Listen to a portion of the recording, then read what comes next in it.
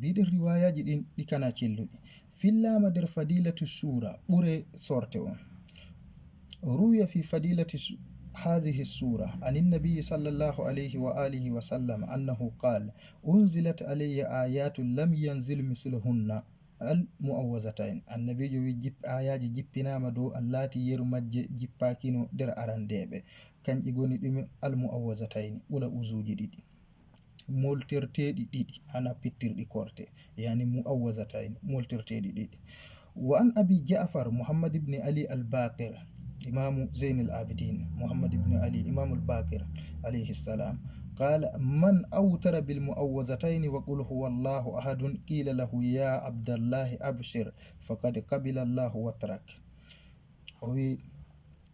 من أوتر نيت فقدو فيتري سفي فيتري يعني قدو فيتري بالمؤوزتين أولى أوزوجي دي أولى أوز برب الفلق أولى أوز برب الناس وقل هو الله أحد يقول هو الله أحد قيل له أنتم بأنام يا عبد الله يا مجد الله أبشر كهودا فقد قبل الله وترك حقيقة الله جبي وتر ماذا.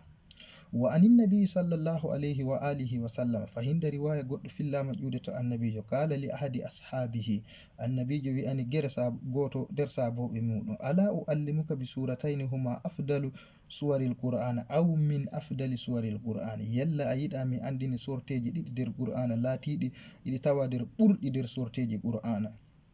كان يقول سورتي القرآن ناني إذا توادر برد إلى سورتي القرآن قلت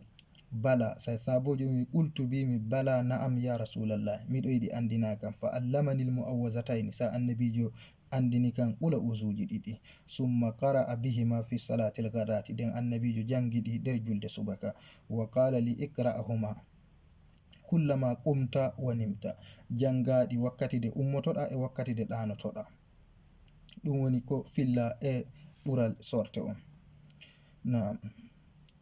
نعم واضح أن هذه الفضيلة نصيب من جعل روحه وعقيدته وعمله منسجما مع محتوى السورة. no anda iri fadila on gondo bural ngal bi'angal no tawadir sorteji qur'ana hawtade on laatido aqida mudum no wondi he qur'ana no gollida e ko wari der qur'ana wala no fenna e ko wari der qur'ana.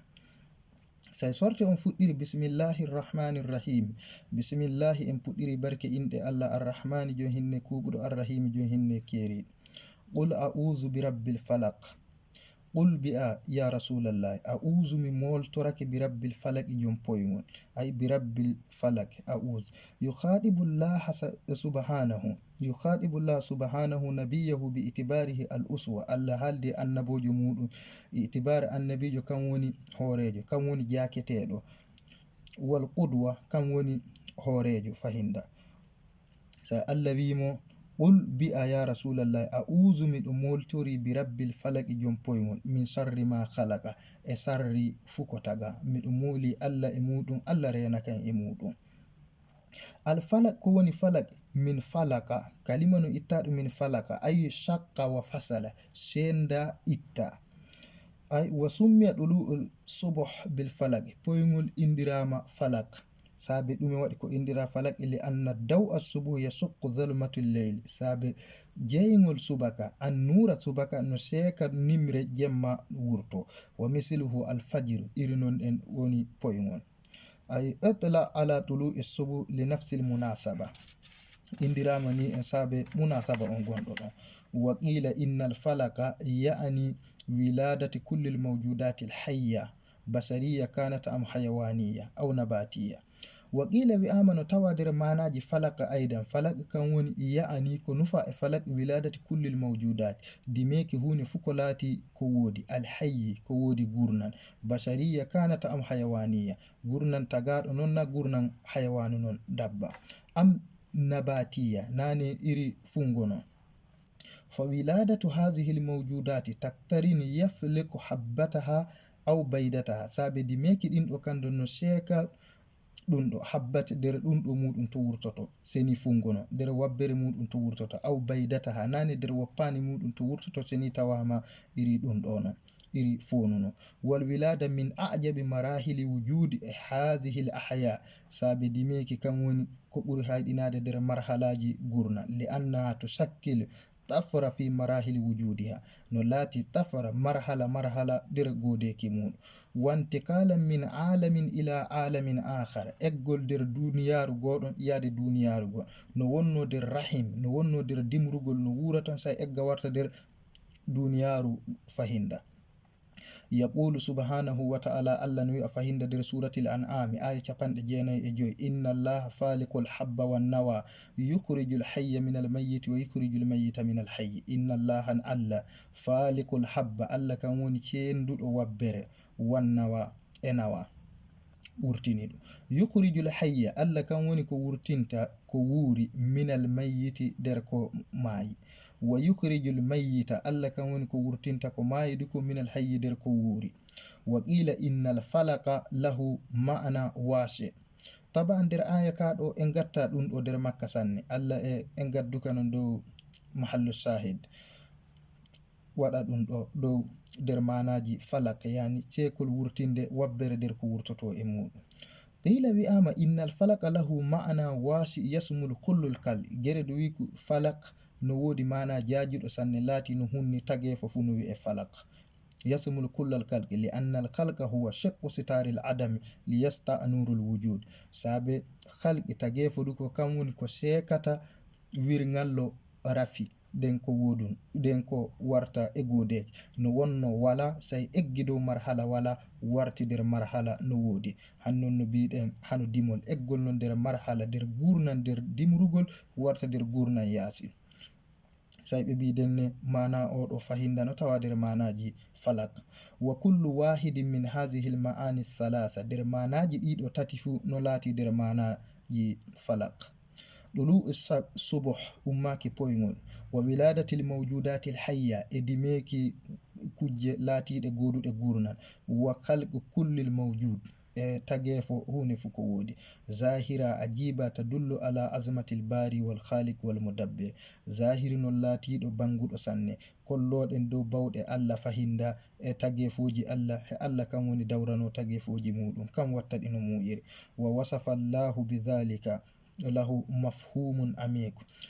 sifa Allah he ɗum ɗo sifa non laatiɗo luggiɗiɗɗo sanne wa fi ba'di riwayati wari der gere riwayaji jaa anna al falaqa bi'run azimun fi jahannama gere duwi falak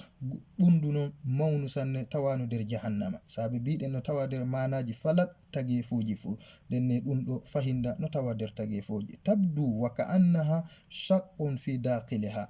وقد تكون الرواية إشارة إلى أحد مصادقها سابي سني إنبئي نتوى در ماناجي فلق تجيفوفو سني وآما هناك بند مون قول أندر جهنم ويتي فلق دون نتوى مصداق من مصادقه نتوى مصداق قول أندر ماناجي فلق إحدى مصادقها لا أن تحد مفهوم واسع لكلمة فلق حنا لا توي كنجون وني مانا falak wala fu mana gon say kanjum la ɗum ɗon gotel no nder manaji falak misdaqun no min masadiqil falak min sharri ma khalaqa say Allah wi mo fahinda moltoroɗa min sharri ma khalaqa e sharri gacce fu kotaga ay min kulli mawjudin sharriri hunde fu ko laati no wodi gacce minal insi gacce den to tagado de ƴuwi wal jinni gacce den to jinni de ƴuwi wal hayawani gacce den to dabba de ƴuwi wa hawadith sharri e hune fu ko laati no wodi ko watta sharri ko watta gacce wan nafsil ammara bisu e nafsi fahinda ammara bisu e yonki kin duduki jamirol ko woda sabe den andi yonki pecce tati wodi der qur'ana hunaka nafsul lawama wa hunaka nafsul mutma'inna wa hunaka nafsul ammara bisu wa hadha la ya'ni anna al-khalq al-ilahi yantawi fi zatihi ala sharri dum do hollata wiide der tagefo Allah no wodi sarri on mo Allah tagi laatido sarri no mutlaqan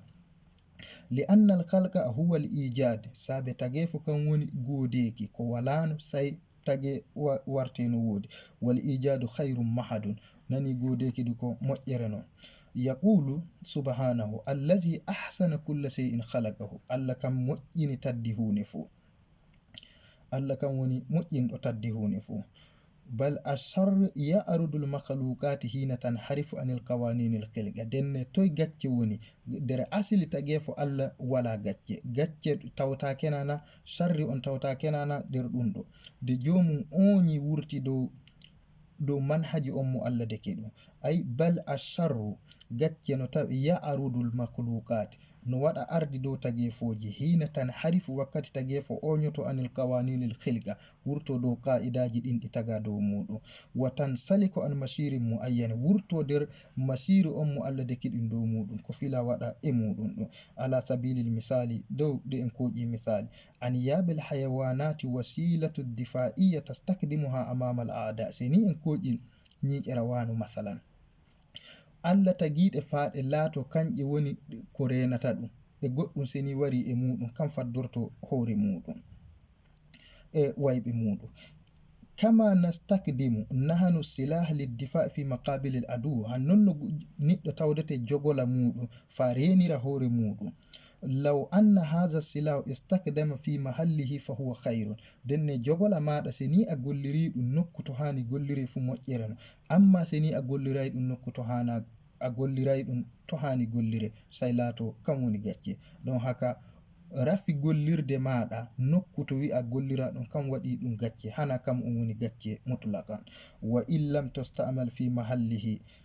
ka an subba tijaha sadiqin fa huwa sharru amma seni jogola maɗa a gollirai ɗum to hani gollire kam woni denira ɗum hoore maɗa kada wayɓe e maɗa amma seni a golliri ɗum e higo maɗa sai laato gacce non